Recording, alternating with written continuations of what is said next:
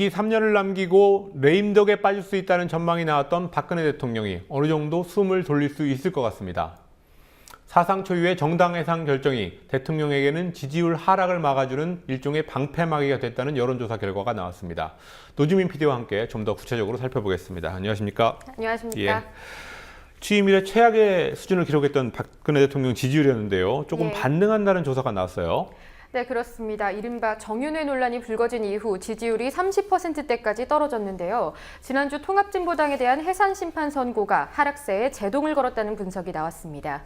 리얼미터의 주간 정례조사 결과들을 직접 보면서 설명드리도록 하겠습니다. 세계일보가 정윤회 문건을 처음으로 보도했던 11월 셋째 주부터 지난주까지 약 한 달간의 대통령 지지율 추이입니다. 잘했다는 응답은 줄고 또 못하고 있다는 평가는 반대로 늘어나면서 12월 들어서부터는 부정평가가 긍정평가를 앞섰습니다. 그런데 지난주에는 한 달 만에 처음으로 긍정평가가 소폭이나마 상승했습니다. 예. 네, 부정평가도 늘었는데 취임 이래 최고치라는 군요. 예, 그렇습니다. 하지만 상승폭이 잘함 그리고 못함 모두 0.2%포인트 정도라는 점에서 부정평가의 상승폭이 다소 약화된 것도 확인할 수 있습니다. 예, 진보당 해산과는 어떤 영향이 있습니까? 네, 일간 여론조사 결과들을 보면 어느 정도 연관성이 있다는 점을 확인할 수 있습니다. 대통령을 지지한다는 응답률은 지난주 초까지만 해도 하락세였습니다. 하지만 헌재가 정당 해산 심판 선고기일을 확정한 수요일을 기점으로 지지율이 반등했습니다. 그리고 헌재가 진보당 해산을 선고한 지난 19일에는 40%까지 올라갔습니다.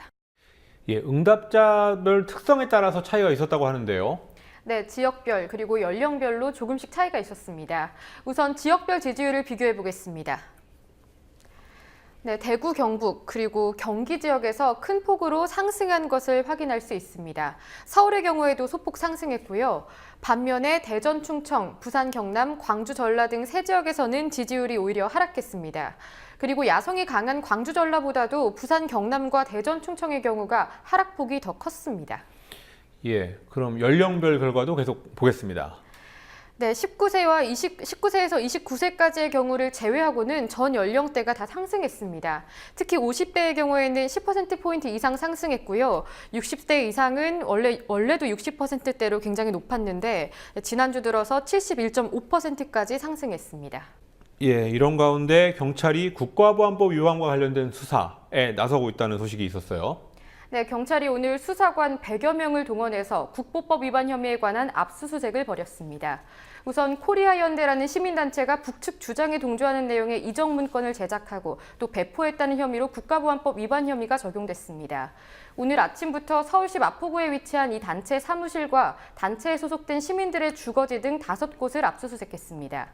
또 애기봉 등탑점 등은 남측 대북 심리전이라고 주장한 민통선 평화교회 목사 이모 씨의 주거지와 사무실에 대해서도 압수수색이 이뤄졌습니다. 또 경찰은 오늘 민변 소속 장경욱 변호사에 대해서도 압수수색을 진행할 계획이었습니다. 예, 장경욱 변호사라고 하면은 유우성 씨 간첩 조작 사건 변호를 맡았던 분인데요. 예. 왜 압수수색을 한 겁니까? 네, 장 변호사가 지난해 독일에서 열린 세미나에 참석하면서 당국에 신고하지 않고 북한 인사를 만났다는 혐의입니다. 지난해 11월에 한 극우 보수단체가 고발한 건인데요. 경찰은 장 변호사의 주거지를 압수수색하려고 했지만 법원은 이를 기각했습니다. 예, 이번에는 철도공사 민영화를 반대하면서 파업에 돌입했던 철도노조가 무죄를 오늘 선고받았습니다. 1년 만에 무죄 선고죠? 네, 그렇습니다. 또 지난해 오늘은 이른바 민주노총 침탈이 이뤄진 지 1년이 되는 날이기도 합니다.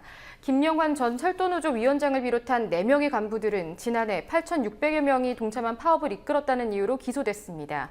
그런데 1심인 서울 서부지방법원은 이들에 대한 업무방해 혐의는 성립하지 않는다면서 무죄를 선고했습니다. 예, 오늘은 1심인데 그 1심에서 검찰은 징역형을 구형하지 않았습니까? 네, 검찰은 철도노조 파업이 반정부 투쟁을 목적으로 한 정치 파업으로 규정하면서 징역 5년을 구형했습니다. 하지만 법원은 이를 받아들이지 않았습니다. 예. 재판부가 무죄를 선고한 이유는 크게 2가지인데요. 화면 통해서 설명드리도록 하겠습니다.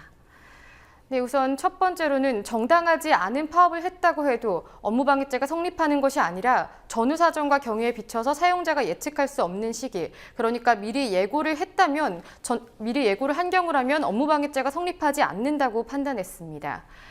그리고 이어서 2번째 이유를 보시면요. 첫 번째로 단순한 근로제공 거부 행위를 업무방해죄로 처벌하는 건 실질적으로 강제노역을 부과하는 것이라면서 헌법에 규정되어 있는 강제노역 금지에 반할 우려가 있다고 판단했습니다. 또한 정당성이 없는 단순한 근로제공 거부 행위를 형사처벌하는 국가는 실질적으로 우리나라밖에 없다는 점도 지적했습니다. 예. 이번엔 C&M 노동자들의 농성 상황을 전해드리겠습니다. 속보가 들어왔는데요. 고공농성에 이어서 단식농성을 하고 있었는데 예. 경찰이 들어왔다는 속보가 있어요. 네, 단식 농성장을 철거하려던 경찰과 노동자들이 한 차례 충돌을 겪은 것으로 전해졌습니다. 예. C&M 노동자들은 오늘 광화문 파이낸스 빌딩 인근 고공농성장 앞에서 단식 농성을 시작했습니다.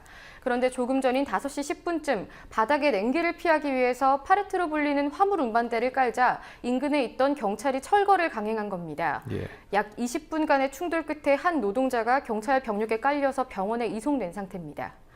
노조 측은 이미 농성을 예고했지만 경찰이 침탈했다는 입장이고요. 경찰은 농성장 쪽에 병력을 계속 집결시키고 있는 것으로 전해졌습니다. 예, 상황을 좀 봐야 될 것 같습니다. 예. 올해 사자성어로 꼽혔던 지록이마, 아까 방금 전에도 보여드렸는데요. 이게 회자가 되는데 그 다음 순서 2위부터 나왔던 사자성어들, 이런 것들은 또 뭐가 있는지 한번 짚어보도록 하겠습니다. 네, 지록이마는 거짓이 진실인 양 사회를 강타했다는 선정 이유 때문에 씁쓸하다는 평가가 나오고 있는데요. 예. 2위를 비롯해서 상위권을 기록한 다른 사자성어 역시 이른바 전국 참사를 빗대는 표현들이었습니다. 2위부터 보시겠습니다. 네, 2위를 보시면요. 발을 깎아서 맞지 않는 신발에 맞춘다는 뜻의 삭족 정리가 2위로 선정됐습니다.